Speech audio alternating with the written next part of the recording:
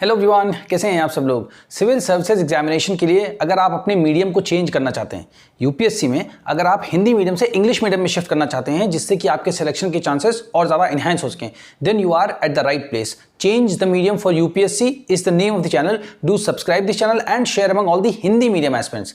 Hindi medium aspirants के बीच में इस चैनल को ज़्यादा से ज़्यादा शेयर करिए, जिससे जिन भी स्टूडेंट्स को ये ज़रूरत है कि वो अपने मीडियम को हिंदी से इंग्लिश में शिफ्ट करना चाहते हैं उन तक ये हेल्प पहुंच सके, क्योंकि ये यूट्यूब का इकलौता ऐसा चैनल है जो हिंदी मीडियम एस्पिरेंट्स के लिए पूरी तरीके से प्रतिबद्ध है, कमिटेड है कि उनके सिलेक्शन के चांसेस को और ज़्यादा इंक्रीज कराया जाए और ज़्यादा इन्हांस कराया जाए। जब से सीसैट लॉन्च हुआ है 2013 में, ठीक है, 2013 में जब से सीसैट को इंट्रोड्यूस किया गया है तब से आपने देखा होगा यूपीएससी का रिजल्ट ऑलमोस्ट नेग्लिजिबल हो गया हिंदी मीडियम के कंपैरिजन में। तो हिंदी मीडियम का रिजल्ट ऑलमोस्ट 2% के आसपास है। ठीक है, आप जाकर के यूपीएससी की जो वेबसाइट है upsc.gov.in पर जाइए, वहां पर आप एनुअल रिपोर्ट के सेक्शन में जाइएगा, वहां पर जो रिपोर्ट्स आएगी, ठीक है ना, उस रिपोर्ट को आप रीड करके देखिए, उसमें सब कुछ बाय ग्राफ सब कुछ वहां पे एक्सप्लेन किया गया है कि हिंदी मीडियम का रिजल्ट कितना ज्यादा गिरता जा रहा है। तो अगर 1000 सीट आती है, अगर मान लीजिए 5 लोग 10 लोग 20 25 30 लोग हो गए, फिर भी सोचिए 950 से ऊपर 960 970 980 लोग अगर इंग्लिश मीडियम से सेलेक्ट हो रहे हैं, तो इसका मतलब इंग्लिश मीडियम में आपके पास better study material, better quality study material available है। तभी तो, क्योंकि जो हिंदी मीडियम के एस्पिरेंट्स हैं पढ़ाई तो वो भी कर रहे हैं ना। ऐसा तो नहीं है कि जो हिंदी मीडियम से यूपीएससी की प्रिपरेशन कर रहे हैं स्टूडेंट्स, ठीक है, एस्पिरेंट्स, वो बैठे हैं या वो पढ़ाई नहीं कर रहे हैं। मेहनत तो वो भी कर रहे हैं ना, तो हर साल मेहनत कर रहे हैं, बट क्यों रिजल्ट नहीं आ रहा है? इसका मतलब आप अपनी लाइफ, अपनी एनर्जी, अपना टाइम कहाँ इन्वेस्ट कर रहे हैं, ये आपको पहले सोचना चाहिए कि हमारा एंड गोल क्या है। हमारा एंड गोल ये है कि हमारा यूपीएससी में सिलेक्शन होना चाहिए, ठीक है, पीडीएफ में हमारा नाम आना चाहिए, ठीक है, उसमें कम से कम टाइम में, जैसे कि फर्स्ट अटेम्प्ट में ही हो जाए, सेकंड अटेम्प्ट में क्यों हमें 5 अटेम्प्ट तक 6 अटेम्प्ट तक सोचना है? इनफीरियरिटी कॉम्प्लेक्स लेकर के क्यों चलना है हमें? ठीक है, तो इन सारी जितनी भी डाउट्स हैं, अगर आपको कोई भी डाउट हो मीडियम चेंज करने से रिलेटेड, और हमारा पेड कोर्स भी चल रहा है, हमारा ऐप भी है, जस्ट अभी रिसेंटली 1 हफ्ते पहले लॉन्च हुआ है, ठीक है, हर जगह पर कोर्सेज लाइव हैं, आप ले सकते हैं।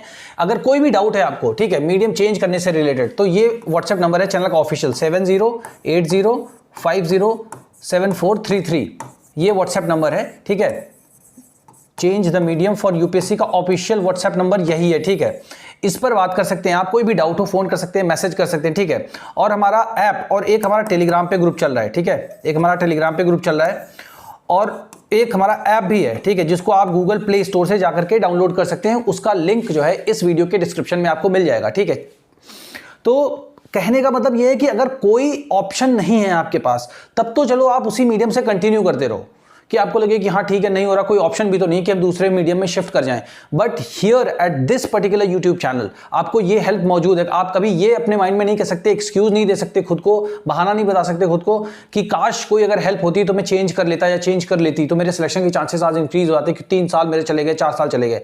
जितने भी डाउट्स हैं, लाइक फर्स्ट क्लास लेकर के इंटरमीडिएट तक अगर आपने हिंदी मीडियम से पढ़ाई की है, ग्रेजुएशन भी आपने हिंदी मीडियम से किया है, तो आपको लगता हो क्या इस स्टेज पे, एट दिस स्टेज, क्या हम अपने मीडियम को हिंदी से इंग्लिश में शिफ्ट कर सकते हैं? The answer is yes, you can definitely change your medium from Hindi to English 100%। उसके बाद पूरा कोर्स हमारा 6 से लेकर के 12th क्लास तक की एनसीईआरटी को line by line, word by word पढ़ाया गया है, ठीक है। तो अब देखिए, जैसे मान लीजिए थोड़ा सा मैं आपको रीड करके बताता हूं, पढ़ के बताता हूं कि कैसे आप अपने मीडियम को हिंदी मीडियम से इंग्लिश मीडियम में शिफ्ट कर सकते हैं, है ना, क्योंकि ये क्वेश्चन आता होगा, ठीक है। तो सबसे पहला इशू क्या रहता है स्टूडेंट का? ग्रामर, कि सर हमें मतलब अगर ये आ जाए, ग्रामर आ जाए, तो हम सीख सकते हैं क्या? बहुत से बच्चे मेरे पास जो है, लगभग 880 के आसपास स्टूडेंट्स हैं हमारे पास, ठीक है, टेलीग्राम चैनल पे। तो अब देखिए, ग्रामर जैसे है, तो अगर मैं आपसे सिंपल क्वेश्चन बोलूं कि ग्रामर, तो जैसे आप इंग्लिश मीडियम का कोई स्टूडेंट है तो उसने इंग्लिश मीडियम से पढ़ाई करी, तो इंग्लिश मीडियम में भी तो ग्रामर का एक ही पीरियड होता था, उसमें कोई 2-3 पीरियड तो होते नहीं थे। और आप हिंदी मीडियम से हैं तो भी आपने अपनी लाइफ में हर क्लास में एक बार ग्रामर का पीरियड तो पक्का पढ़ा होगा, है ना, हर रोज एक ही ग्रामर का पीरियड होता है। तो ग्रामर के लेवल पे तो दोनों इक्वल हैं, तो इसका मतलब ग्रामर इशू नहीं है, ग्रामर इशू नहीं। और ग्रामर तो रूल्स एंड रेगुलेशन से पढ़ना, एक्चुअल फंक्शनल जो अंडरस्टैंडिंग है उसको कैसे इंक्रीज किया जाए, उसको कैसे बढ़ाया जाए। रीडिंग, जैसे आप मान लीजिए, अगर आपको मान लीजिए सारी ग्रामर आती है, फिर भी आप अप्लाई तो यहीं करोगे ना, जब रीड करना शुरू करोगे तब तो आपको लगेगा ना। और जैसे बहुत से बच्चे बोलते हैं वोकैबुलरी सर, मतलब डेली कितनी याद करें वोकैबुलरी, या इसको वर्ड मीनिंग भी बोल सकते हैं, ठीक है। अब वोकैबुलरी कितनी याद करें डेली, कितनी, क्या मतलब, अगर मान लीजिए रोज आप मान लीजिए 10 वोकैबुलरी भी याद करते हैं तो 30 डेज में कितनी हो जाएंगी? 300 वोकैबुलरीज हो जाएंगी। अब इन 300 वोकैबुलरीज को मान लो आपने याद कर लिया, बट किस कंटेक्स्ट में, हिस्ट्री की है, पॉलिटी की है, इकोनॉमी की है, और यूज कहां करोगे, यूज कैसे करोगे? आप किसी को वर्ड मीनिंग खाली बोलने लगोगे कि ये वर्ड मेरे को पता है, इसका मीनिंग ये, ऐसा नहीं होता ना। तो जो वर्ड मीनिंग यहाँ पर जरूरी है उनको हम देखते चलेंगे। यहाँ पर जो ग्रामर नेसेसरी है कि कितनी ग्रामर एक स्टूडेंट को आनी चाहिए जब इसको रीड करा है, वो भी हम आपको यहाँ बताते चलेंगे। पढ़ेंगे। हाउ टू रीड, आपको रीड कैसे करना है बेसिकली, ठीक है ना। ये सारी इंपॉर्टेंट चीजें स्टूडेंट्स की, यही सारे इश्यूज हैं, ठीक है। तो कैसे रीड करना वो भी हम आपको बताएंगे, कैसे आप अपनी रीडिंग को इनहैंस कर सकते हैं जिससे आप समझ सकें, एक ही सेंटेंस को बार बार आपको ना पढ़ना पड़े, ठीक है। अब क्या है कि जैसे एक सेंटेंस को एक बार से ज्यादा बार आप पढ़ते हैं ना, तो उस प्रक्रिया को हम बोलते हैं रिग्रेशन, है ना, रिग्रेस। तो रिग्रेस मतलब क्या होता है, देखिए मैं आपको एग्जांपल के साथ समझाऊं। जैसे मान लीजिए आपने यहां से रीड करना स्टार्ट किया, the most famous Kushana ruler was Kanishka. अब मान लीजिए आपको एक बार समझ में नहीं आया, तो आपको ये लगा था कि यहां से यहां तक ये जो पैराग्राफ है, ये मान लीजिए आपकी रीडिंग कॉम्प्रिहेंशन में आया है सीसैट में, ठीक है। तो आप क्या करोगे, आप सोचोगे कि आपने पहले से बहुत सारी प्रैक्टिस करी होगी, तो आपको लगता होगा इसको मैं मतलब 10 सेकंड में मैं इसको रीड कर लूंगा, ठीक है, 10 सेकंड में। तो मैं इसको 10 सेकंड में रीड करूंगा, फिर मतलब जो है 5 सेकंड्स में मैं आंसर देके तो 15 सेकंड्स में एक क्वेश्चन में कंप्लीट कर लूंगा, क्योंकि एग्जामिनेशन में टाइम बाउंडेशन के अंदर आपको क्वेश्चन का आंसर एक्यूरेटली मतलब सही देना होता है। तो अब अगर मान लो आपने इसको एक बार पढ़ा, तो एक बार पढ़ने के हिसाब से आपने ये बताया कि 10 सेकंड में मैं कंप्लीट कर लूंगा, बट सोचो एक बार पढ़ा नहीं समझ में आया, तो फिर से पढ़ा आपने, तो फिर आपको 10 सेकंड लगे ना, तो फिर ये सेकंड आपका होगा 20, मतलब जितना सोचा था उससे दुगना टाइम लग रहा है। तो पेपर आप जितना खत्म करने की कोशिश करो 2 आवर्स में सीसैट का, तो वो तो 4 आवर्स के हिसाब से जाएगा ना। तो ये सारी चीजों को हम ध्यान रखते हुए आपको पढ़ाएंगे word by word, line by line, की जैसे स्टार्टिंग में किसी को हाथ पकड़ के चलाना सिखाते हैं, कि जिससे कि उसको ये ना लगे हाँ मुझे वर्ड मीनिंग के लिए अलग घूमना है, अलग कहीं सर्च करना है, सेंटेंस के अलग पढ़ना है, सब कुछ एक ही जगह है। इसका मिशन यही, और इसके साथ ऐसा नहीं कि हम सिर्फ आपका मीडियम चेंज कराना चाहते हैं, मीडियम चेंज होगा, उसके साथ साथ पूरा यूपीएससी का कोर्स है जो कि हम आपको कराएंगे। इसके बाद आपको कोई कोचिंग करने की जरूरत नहीं पड़ेगी। तो आप सबके सपोर्ट की जरूरत है। अगर आपको नहीं करना है तो आप मत करिए, बट जिसको जरूरत है वहां तक इस चैनल को जरूर पहुंचाइए। आप सब्सक्राइब करिए, आप शेयर करिए, जिससे कि जो जरूरत है, जिन बच्चों को जरूरत है, वहां तक ये चैनल पहुंच सके, ठीक है। तो एक तो हो गया आपका हाउ टू रीड। अब नोट्स कैसे बनाने, ठीक है ना, वो हम आपको बताएं कि कैसे इंपॉर्टेंट नोट्स आपको बनाने, पॉइंट वाइज कैसे बनाना है, ठीक है ना, कैसे आपको नोट्स बनाने। तो अब उसके बाद लास्ट में आता है कि स्पीकिंग कैसे करना है, ठीक है। तो स्पीकिंग सोचो आप मतलब कितनी ईजी तरीके से स्टार्ट कर सकते हो।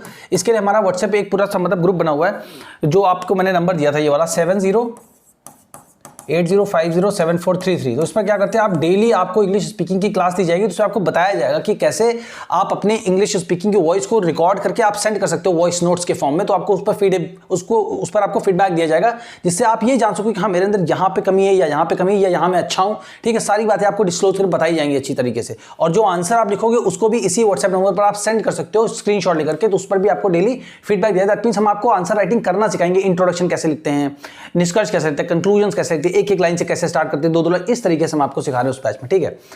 तो ये सारी चीजें हम देखेंगे। इंग्लिश के जितने भी जरूरी एस्पेक्ट हैं, जितने भी जरूरी मतलब चीजें हैं कि आपको इंग्लिश मीडियम में चेंज होने के लिए जो जरूरी चीजें हैं, वो सब हम आपको सिखा रहे हैं, ठीक है। अब देखिए ये हमारी एनसीईआरटी की बुक्स है, ठीक है, एनसीईआरटी की 6th क्लास की ये बुक है। इसका नाम क्या है, अवर पास्ट नाम है इसका, ठीक है। अब ये किसकी एनसीईआरटी, ये एंशिएंट हिस्ट्री के बारे में बताती है। एंशिएंट हिस्ट्री, एंशिएंट मतलब क्या होता है हिंदी में, प्राचीन, या आप इसको ओल्ड भी मान सकते हो, सिंपल वर्ड से समझ सकते हो, ठीक है। तो एंशिएंट मतलब प्राचीन, वो हिस्ट्री है। अब देखो अगर आप इसको मान लीजिए कि आपने हिंदी मीडियम से पढ़ाई करी, for the first time, suppose पहली बार अगर आप इसको रीड करना स्टार्ट करोगे, ठीक है, फर्स्ट टाइम पहली बार पढ़ोगे, तो कोई भी इंसान सोचेगा मुझे ग्रामर नहीं आती। आपको कुछ नहीं सीखना, पहले आपको सीधे पढ़ना स्टार्ट करना है। जैसे मान लो सिंपल सा मैं एग्जाम्पल देता हूं आपको। जैसे करिए मान लीजिए ग्रामर में एक टॉपिक होता है पार्ट्स ऑफ स्पीच, है ना। जैसे मान लीजिए ग्रामर में एक होता है पार्ट्स ऑफ स्पीच। अब इसी को होता है पार्ट्स ऑफ कितने होते हैं, 8 होते हैं, ठीक है, मान लो। अब क्या होता है, नाउन, प्रोनाउन, वर्ब, है ना, verb, adverb, adjective, preposition, conjunction, interjection, ये सब जो करके होता है। अब वो सारा मान लो आपको आता है। अब इसमें कहां पर क्या आप यहां बैठोगे, अच्छा कुषाण मतलब लिखा हुआ है तो ये एक रूलर का नाम है, तो ये नाउन होगा। अच्छा फिर ये कनिष्क क्या है, तो क्या ये भी मतलब एक जगह का नाम है, तो ये भी नाउन होगा। अब इसमें दी मतलब आर्टिकल है, मोस्ट मतलब क्या होता है, सबसे ज्यादा फेमस कौन सा वर्ड है, इसमें कौन सा नाउन है, प्रोनाउन है, एडवर्ब कौन सा है, एडजेक्टिव इसमें कौन सा है ना। तो ये सब क्या आप अप्लाई करोगे ऐसे। अब जब आप हिंदी पढ़ते हो तो क्या उसमें देखते हो यहाँ पे कौन सा संज्ञा है, सर्वनाम है, क्रिया विशेषण है, विस्मयादि बोधक, नहीं पढ़ते ना ऐसे, वो तरीका ही नहीं है ना। इसलिए मैं आपको बताऊं, इसीलिए ये यूट्यूब पर इकलौती ऐसी हेल्प है जो आप सभी स्टूडेंट्स के लिए मौजूद है, जिसका आप लोग फायदा उठाइए, ठीक है।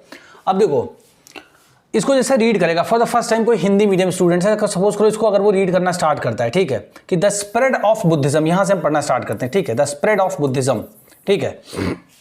तो स्प्रेड मतलब क्या होता है, फैलना। अब जो इंपॉर्टेंट वर्ड देखो मैं आपको बताऊं, स्प्रेड मतलब होता है फैलना, है ना, या फैलाओ, या फैल गया, या फैला, ऐसा मतलब एक जगह मतलब कोई चीज थी उसका दायरा बढ़ जाना, ये होता है स्प्रेड मतलब, ठीक है, स्प्रेड होना हो गया। अब इसको पढ़ते कैसे, स्प्रेड, ऐसे पढ़ेंगे स्प्रेड।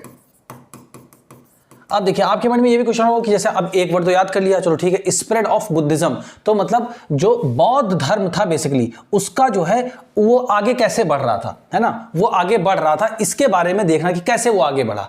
इसका मतलब समझ गया आप, ठीक है, बुद्धिज्म तो इतना समझ ही गया कि बुद्धिज्म, ठीक है, स्प्रेड मतलब बुद्धिज्म कैसे आगे बढ़ रहा था। अब आपके मन में ये क्वेश्चन होगा चलो सर एक वर्ड तो याद कर लिया, इससे ये समझ में आ गया, बट ऐसे हर लाइन में बहुत सारे वर्ड आएंगे, नहीं, जो एक चैप्टर में अगर आपने 10, 20, 25 वोकैबुलरी याद कर ली तो आप सपोज करो जो नेक्स्ट चैप्टर होगा उसमें आपको 60 से 70% आपको वैसे ही आने लगेंगी चीजें, समझ लो। तो बार बार वर्ड्स रिपीट होते हैं, ग्रामर रिपीट होती है, ऐसा नहीं कि एक बार हर लाइन में नया सेंटेंस, ऐसे तो हो ही नहीं सकता ना।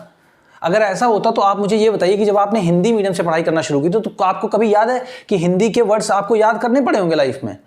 और आप हर हिंदी किताब पढ़ सकते हो, कोई भी न्यूज़पेपर उठाते हो हिंदी का, तो क्या आप सोचते हो कि मेरे को 1000 वर्ड याद है हिंदी के? नहीं याद है ना। तो सब मिसकंसेप्शन है, सबसे बातें फैली हुई हैं बाहर। बस आप मेहनत करना स्टार्ट करो, अपने पास एक जगह रख के कॉन्सेंट्रेट होकर क्लैरिटी के साथ, कोई कंफ्यूजन मत रखो। ये दुनिया आगे बढ़ेगी, अब पीछे नहीं जाएगी। जैसे टेक्नोलॉजिकल एडवांसमेंट, मतलब जो टेक्नोलॉजिकल डेवलपमेंट हो रहे हैं, जैसे पुलिस में जाएंगे आप, आईपीएस में, अगर आप आईपीएस में जाते हैं तो साइबर सिक्योरिटी है, ठीक है ना, जिस तरीके से आपका डिजिटल वगैरह जो सब थेफ्ट होता है, ठीक है ना, एटीएम वगैरह का, ये सब पैसे वगैरह की जो लूट होती है, साइबर क्राइम जो होता है, तो ये सब में क्या टेक्नोलॉजी। तो इसके लिए अगर आप पूरी तरीके से इंग्लिश मीडियम में रहेंगे तो आपके लिए चीजें आसान होंगी, आपके आगे बढ़ने के अवसर बहुत ज्यादा होंगे, ठीक है ना। अब जैसे आपका डीप सीक है ना, आपका गूगल का जेमिनाई है, चैट जीपीटी है, इंटरनेट ऑफ थिंग्स हैं, आर्टिफिशियल इंटेलिजेंस है, ये सारी जो चीजें हैं ये सब टेक्नोलॉजी से ही तो जुड़ी हुई चीजें हैं। तो इन सबसे दुनिया आगे ही तो जा रही है, आपके दुनिया पीछे नहीं आएगी ना। तो English medium is the best medium for UPSC, without a doubt. आपको कोई कंफ्यूजन नहीं रखना चाहिए, कोई क्लैरिटी इसमें आवश्यकता होनी ही नहीं चाहिए, आपको कंफ्यूजन होना ही नहीं चाहिए इसमें,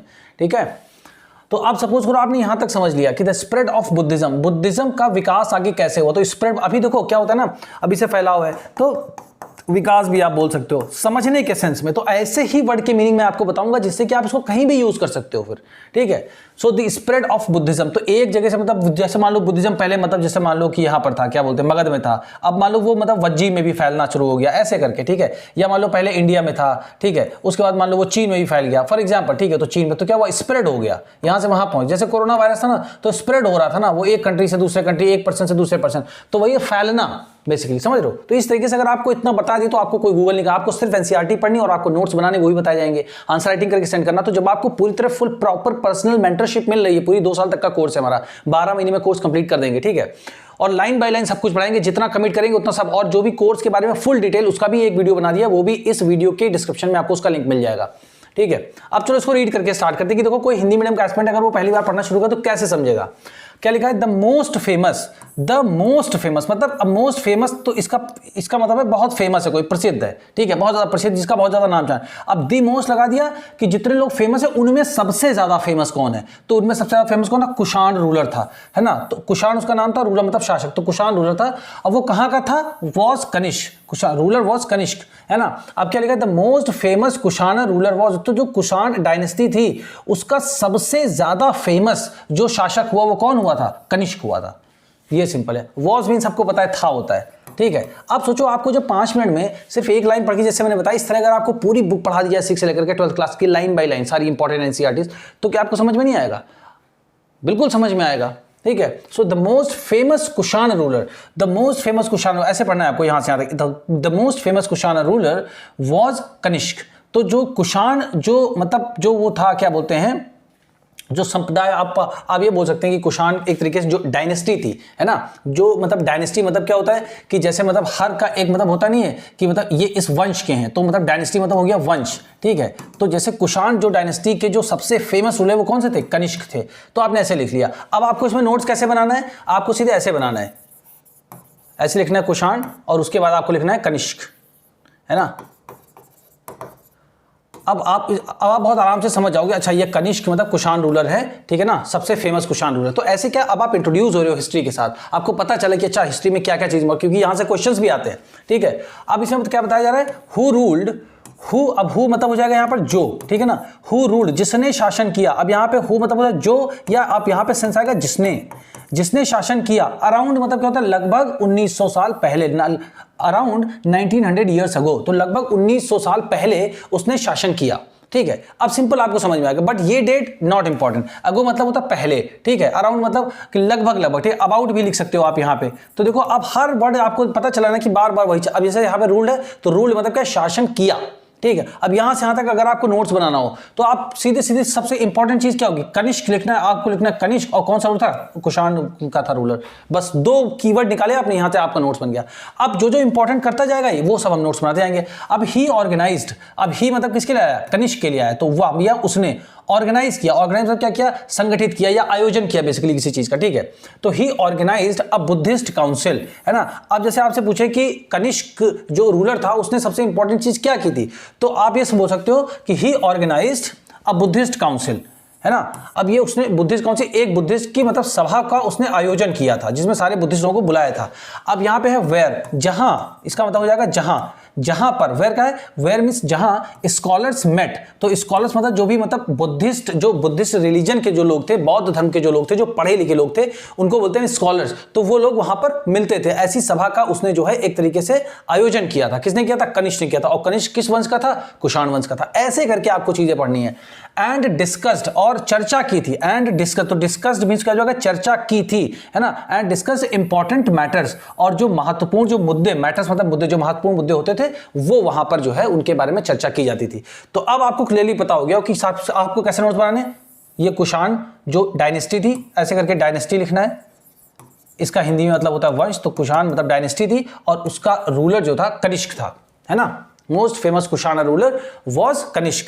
अब जिसने क्या किया, ये लाइन इंपॉर्टेंट नहीं है कि उसने 1900 साल पहले राज किया था या शासन किया था। अब उसने किया क्या, इंपॉर्टेंट काम क्या किया, उसने आयोजन किस चीज का किया था, बुद्धिस्ट काउंसिल का किया था। एक ये नोट्स बन गया। अब बुद्धिस्ट काउंसिल में आप ऐसे डैश बना के ऐसे लिखो कि वहां होता क्या था, स्कॉलर्स मेट, ऐसे करके आप लिख सकते हो, है ना। स्कॉलर्स यूज टू मीट ऐसे लिख सकते हो। जैसे ये सब चीजें मैं आपको बताऊंगा, यूज टू मीट की मिला करते थे, तो आपको ये भी सारी चीजें, ग्रामर भी पता चलती जाएगी साथ साथ, ठीक है।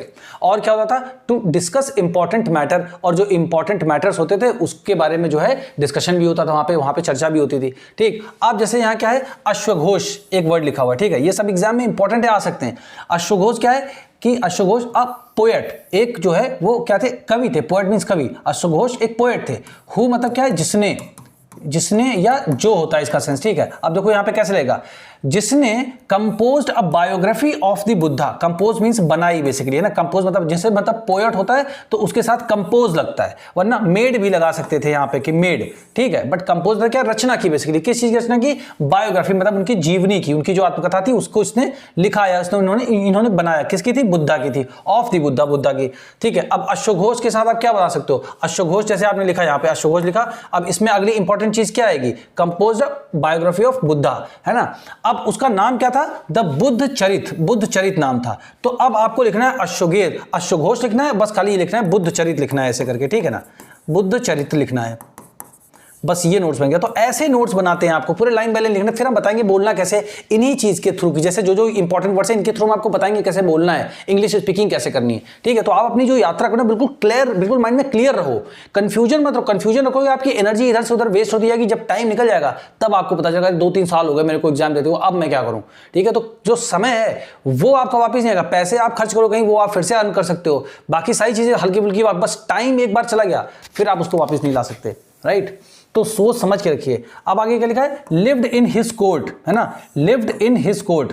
अब लिव्ड इन हिज कोर्ट का मतलब यह है कि जो है किसके कोर्ट में रहते थे अश्वघोष, किसके कोर्ट में रहते थे, कनिष्क के उसमें रहते थे। कनिष्क का जो कोर्ट था उसमें रहते। अब इसका मतलब ये नहीं कि कनिष्क के कोर्ट में रहते थे, उसके अंदर ही रहते थे, मतलब उनके जैसे मान लिया आज के टाइम में कैबिनेट मिनिस्टर हैं, तो कैबिनेट मिनिस्टर कहां रहते, आप समझ करिए कि वो नरेंद्र मोदी जी के मतलब कोर्ट में है, मतलब उसी का हिस्सा है ना, उसमें है वो। तो ये मतलब है, ठीक है। इस तरीके जब मैं आपको जो है आजकल के करंट एग्जांपल्स के साथ जब समझाऊंगा तो आपको समझ में आएगा। फिर क्या लिखा है, अश्वघोष एंड अदर बुद्धिस्ट स्कॉलर्स। तो ये एक तरीके से बुद्धिस्ट स्कॉलर भी थे, ठीक है ना, इनको मालूम था। और जो अन्य बुद्धिस्ट पढ़े लिखे जो लोग थे बेसिकली उनको स्कॉलर बोलते हैं। Now began writing in Sanskrit. अब तक उन्होंने मतलब यहां पे एक समय बताया कि अब उन लोगों ने धीरे धीरे बिगैन मतलब क्या, शुरू किया। बिगैन मतलब शुरू किया। क्या किया, राइटिंग इन संस्कृत, संस्कृत में लिखना शुरू कर दिया था, ठीक है। Again this is not at all important for, जितना इंपॉर्टेंट है वो हमने 3-4 पॉइंट निकाले, ठीक है। अब देखो आगे, अब जब सोचो आपको यहां से यहां तक पढ़ के समझ में आ रहा है, तो बस अब आपको अगर ऐसे कोई पढ़ा दे पूरी की पूरी 6 से लेकर के 12 का, तो आपको समझ में नहीं आएगा, क्यों नहीं आएगा? और आप खुद से भी डिपेंडेंट, आप जो है ना, जो दूसरे के ऊपर डिपेंडेंट, जैसे मान लो आपको मतलब किसी कोचिंग में पढ़ते हो आप, तो आपको क्या होता है कि आपको वो कर देते हैं वो लोग, मतलब जैसे मान लो कि द हिंदू में एडिटोरियल आया, इंडियन एक्सप्रेस में कोई इंपॉर्टेंट एडिटोरियल, तो उसको क्या करते हैं, ट्रांसलेट करके आपको हिंदी में दे देते हैं। बट जबकि जब सीसैट में रीडिंग कॉम्प्रिहेंशन के 40 क्वेश्चन, 25 क्वेश्चन, 30 क्वेश्चन आते हैं, तो वो डायरेक्टली ऐसे ही न्यूज़पेपर से आर्टिकल पिकअप किए जाते हैं, वहीं से उठाए जाते हैं। तो आपने उसका हिंदी वर्जन पढ़ा, तो सोचो आप कैसे मतलब उस तरीके से हो पाओगे। और बाकी जो लोग इंग्लिश मीडियम में मेहनत करें वो तो रुकने वाले नहीं है ना, कोई भी नहीं रुकेगा, सब अपनी अपनी लाइफ में आगे बढ़ रहे हैं। तो आप भी सही दिशा चुनिए, लक्ष्य मत बदलिए बट अपने रास्ते को जरूर बदलिए, क्योंकि सीसैट लॉन्च हुए 12-13 साल हो चुके हैं। सीसैट जब से इंट्रोड्यूस हुआ है तब से रिजल्ट ऑलमोस्ट 2% के आसपास आ गया। तो आप सोचो कि आप अपना मनी, टाइम, एनर्जी सब कहां लगा रहे हो, उसका क्या एंड रिजल्ट हो सकता है। 100% तो कोई नहीं जान सकता कि मैं ये काम कर रहा हूं उसका क्या रिजल्ट होगा, बट हाँ हमें ये जरूर पता चल सकता है कि क्या मतलब हो सकता है, संभवतः क्या हो सकता है। तो सोच ये वीडियो अपने मम्मी पापा को भी दिखाइए, भाई बहन दिखाइए, फ्रेंड को दिखाइए, शेयर करिए, पूछिए, तब अपने आप से खुद से डिसीजन लीजिए। किसी और की स्टडी देख के, किसी और का बैकग्राउंड देख के उससे प्रभावित आप मत होइए, उससे आपका कोई लेना देना नहीं है, क्योंकि आपकी जिंदगी हो सकता है उससे पूर्णतः अलग हो, है ना। तो ये सब चीजें सोच समझ के लीजिए। अब यहां पे क्या लिखा, a new form of Buddhism. अब न्यू फॉर्म मतलब क्या होता है, फॉर्म मतलब होता है टाइप। अब इंग्लिश में इसको हिंदी में क्या बोलते हैं, प्रकार, या मतलब इसको बोल सकते हैं काइंड भी बोल सकते हो। काइंड मतलब टाइप मींस फॉर्म, सब का मतलब एक ही होता है। अब ये सारे वर्ड आपको हमेशा मिलेंगे। अब एक नए तरीके का, या मान लो इसको लिख सकते हो तरीका भी लिख सकते हो, न्यू फॉर्म मतलब नया तरीका, एक नए तरीका या एक नए प्रकार का बुद्धिज्म आया, मतलब जो बौद्ध धर्म था उसमें एक नई शाखा जुड़ी। कैसे मतलब जुड़ी, नोन एज, अब इसका मतलब क्या है, नोन एज मतलब जाना जाता है किस नाम से, महायान बुद्धिज्म के नाम से, है ना। तो अब आप सीधे ऐसे लिख सकते हो, इसका नोट्स ऐसे बना सकते हो, जैसे मान लो आप ऐसे लिख सकते हो बुद्धिज्म, तो पहली कौन सी है, महायान, आपने लिख लिया महायाना बुद्धिज्म, है ना। ऐसे नोट्स बनाए जाते हैं ये करके, जो आपको समझाते हैं, बताते हैं, इसमें कोई लाइन नहीं ऐड करी जाती, फिर लिखना हम आपको बताएं कैसे लिखना है, ठीक है। फिर नाउ डेवलप्ड, अब तक ये डेवलप हो गया था, अब तक ये डेवलप हो गया था, ठीक है। तो हमें क्या समझना है कि एक नए तरीके का बुद्धिज्म आया जिसको हम क्या बोलते थे, महायान बुद्धिज्म के नाम से जाना जाता था। फिर क्या है, दिस हैड, तो हैड मतलब क्या, हैड मतलब था, तो दिस मतलब किस चीज के लिए आया, महायान बुद्धिज्म जो था, इसमें क्या था, दो डिस्टिंक्ट फीचर थे। तो डिस्टिंक्ट मतलब होता है बहुत इंपॉर्टेंट, है ना, तो बहुत महत्वपूर्ण दो फीचर थे इसमें। अब वो दो फीचर मतलब जो है क्या होता है कि दो नई नई कोई चीजें थी, इनकी चारित्रिक विशेषताएं थी, वो कौन सी थी, वो जब आएगी तो हम उसको भी ऐड कर लेंगे, ठीक है। अब यहां पे क्या लिखा, अर्लियर मतलब होता पहले, पहले, ठीक है ना। The Buddhas presence was shown in sculpture by using certain science. अब बता रहा है कि जो मतलब कि स्टार्टिंग में पहले क्या होता था बुद्धिज्म में, कि बुद्ध का जो मतलब जो गौतम बुद्ध थे उनका जो उनको मतलब उनका जो प्रेजेंस था, मतलब जो उनकी उपस्थिति थी, उसको वाज शोन, वो दिखाई जाती थी, किसमें दिखाई जाती थी, किसी मूर्ति में दिखाई जाती थी, यूजिंग अ सर्टेन साइन, है ना, was shown in sculpture by using certain sign. तो सर्टेन मतलब होता है कुछ, और साइन मतलब होता है निशान। तो जैसे मान लो गौतम बुद्ध हैं, तो गौतम बुद्ध को दिखाने के लिए ऐसे करके कुछ मतलब साइंस यूज किए जाते थे। साइन मतलब क्या होता है, चिन्ह, ठीक है, साइन मतलब होता है चिन्ह, ये वाले चिन्ह, ठीक है। अब मतलब फॉर इंस्टेंस जैसे लिखा है, तो फॉर इंस्टेंस हर जगह आएगा, Hindu, Indian Express, history, geography, polity, economy, current affairs, हर सब्जेक्ट में आएगा। अब चाहे फॉर इंस्टेंस लिखो, इसको पढ़ता है फॉर इंस्टेंस, उदाहरण के तौर पर, या यहां पर लिख दो फॉर एग्जाम्पल, दोनों सही है, ठीक है। His attainment of enlightenment. अब एनलाइटन मतलब क्या होता है, ज्ञान की प्राप्ति, अटेनमेंट मतलब होता है प्राप्ति, ठीक है ना। तो हिज मतलब क्या है, गौतम बुद्ध की जो ज्ञान की प्राप्ति थी, वाज शोन। अब देखो यहां पे क्या था, वाज शोन, तो मतलब क्या दिखाई जाती थी, फिर देखो रिपीट हो गया वाज शोन। तो जब भी इस तरह आए तो आप समझ जाओगे इसका मतलब होता है दिखाई जाती थी, तो अंडरस्टैंडिंग आपकी रियल इंप्रूव हो रही है, ठीक है ना। तो हिज अटेनमेंट ऑफ एनलाइटनमेंट, तो गौतम बुद्ध की जो ज्ञान की प्राप्ति थी, ठीक है ना, वाज शोन दिखाई जाती थी by sculptures of the peepal tree. तो जो मूर्ति से जो संकेत दिया जाता था बना करके, वो पीपल ट्री को दिखाया जाता था, तो उससे लोग समझ जाते थे कि ये गौतम जो बुद्ध हैं उनके ज्ञान के प्राप्ति का प्रतीक है। तो पहले इस तरीके से दिखाया था, फिर आगे चल के ये जो है किसी और भी तरीके से दिखाया। तो इसी तरीके से हम नोट्स में ऐसे करके ऐड करते जाएंगे। स्कल्पचर वगैरह जो था ना, तो उसमें क्या डिफरेंस था कि पहले क्या दिखाया जाता था, तो पहले पीपल ट्री दिखाया जाता था, है ना, ऐसे करके हमने लिख लिया। फिर मतलब बाद में क्या दिखाया कि मतलब बिग बिग स्टैच्यूज बनाने जाने लगे, स्टैच्यू मतलब बड़ी बड़ी मूर्तियां उनकी ऐसे बनाई जाने लगी। तो इस तरीके से आप बढ़ते जाओगे तो सोचो नोट्स भी बनता जा रहा है, पढ़ते भी जा रहे हो, आपका टाइम भी किल नहीं हो रहा है, और आपको कॉन्फिडेंस भी कि हाँ अगर मैं मेहनत करूंगा तो पहले दिन से आपको डिफरेंस फील होगा। When you start the course with us, आपको पहले दिन से मतलब फील होगा कि हाँ आप में इंप्रूवमेंट हो रही है। और जब तक आप खुद के बारे में डिसीजन खुद से नहीं लेंगे, तब तक आपका कुछ नहीं हो सकता, किसी का कुछ नहीं हुआ है। और सिर्फ हार्डवर्क, मेहनत होती है बस। बाकी लक है वो किसी के हाथ में नहीं, किसी का कर गया नहीं किया, वो सब तो सब्जेक्ट, मतलब वो सारी बातें डिबाइड की बातें हैं, आप उन पर बैठ के डिस्कशन कर सकते हो, उसको कोई एंड रिजल्ट नहीं आएगा। बट मेहनत जो है और टाइम आपके पास है, वो आप सही तरीके से कर सकते हो, इसी से आपकी लाइफ के चांसेस बेहतर होंगे। और अगर आप हिंदी मीडियम के एस्पिरेंट है तो आप डेफिनेटली इस चैनल को शेयर करिए हिंदी मीडियम एस्पिरेंट्स के बीच में, जिससे ज्यादा से ज्यादा जो स्टूडेंट्स हैं जिनको नीड है, जरूरत है कि कोई ऐसा चैनल या कोई ऐसी कोचिंग हमें मिल जाए जहां से मैं अपने मीडियम को हिंदी से इंग्लिश में शिफ्ट कर लूं, तो आपके सिलेक्शन की चांसेस डेफिनेटली इंक्रीज होंगे। आप देखते होंगे कि मेरे चैनल पे कोई स्ट्रैटेजी वीडियो आपको नहीं मिलेगा। क्यों नहीं मिलेगा? क्योंकि किसी ने 3-4 साल 5 साल प्रिपरेशन की, 5 मिनट में अगर आपको अपनी स्ट्रैटेजी बता रहा है, आप कैसे उनकी लाइफ से अपनी लाइफ को आप रिलेट कर पाएंगे, जोड़ पाएंगे। उनका हो सकता है फाइनेंशियल बैकग्राउंड कुछ और हो, है ना, उनका ओबीसी का सर्टिफिकेट हो, कोई मान लीजिए ईडब्ल्यूएस हो, कोई एससी कैटेगरी से हो, कोई आप मान लीजिए एसटी कैटेगरी से, आप मान लीजिए जनरल कैटेगरी के हैं। तो हर व्यक्ति की प्रिपरेशन इन सारे बिंदुओं पर भी निर्भर करती है कि आपके सिलेक्शन की चांसेस कैसे, क्योंकि आप जब तक रियलिटी नहीं देखेंगे तब तक आप सिर्फ भावनाओं में जीते रहेंगे, कल्पनाओं में जीते रहेंगे, जैसे रील्स आती हैं। तो मोटिवेट हो जाना अलग बात है, बट एक्चुअल में जैसे ये मोटिवेशन, अगर आप इस वीडियो का एज ए मोटिवेशन लेंगे और उसको शेयर करें, तो ये रियल मोटिवेशन कि अगर आप इसके साथ चलेंगे तो दिन प्रतिदिन आप उन्नति करते जाएंगे। और जो आप मोटिवेशन से हमारे लिए परेशान है, उस परेशानी का तो कोई अंत नहीं है। डेली आप परेशान होंगे, आप डेली कोई वीडियो देखेंगे, कोई बच्चा कोचिंग सब बढ़िया वीडियो आएगा, उसमें पीछे इधर उधर सब कुछ हो रहा होगा, बढ़िया एडिटिंग, तो आप देख के उसको प्रभावित होंगे। बट उससे आपकी लाइफ में अगर कोई वैल्यू ऐड होती है तो आप देखिए, अगर नहीं आपके वैल्यू ऐड हो रही तो आप यहां देखिए और मेहनत करिए। ये केवल मेहनत करने वाले स्टूडेंट्स के लिए, ठीक है।